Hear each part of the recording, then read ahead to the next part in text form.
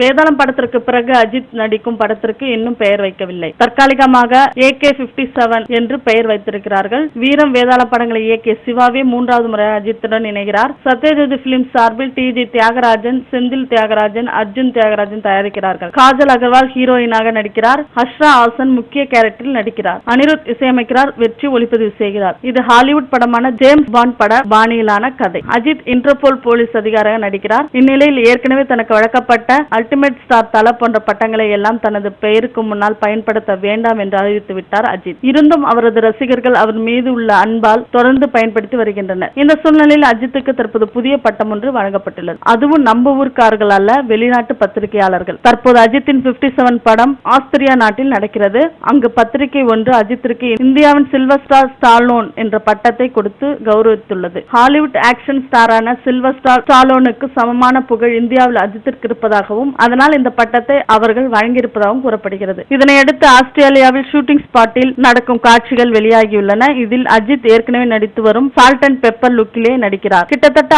ஆரம்பம் படத்தில் பார்த்த அஜித்தை போன்று இப்படத்திலும் அவர் இருக்கிறார் என்பது கூடுதல் தகவல். மேலும் சினிமா தகவல்களுக்கு கீழே உள்ள சப்ஸ்கிரைப் பட்டனை அழுத்தவும்.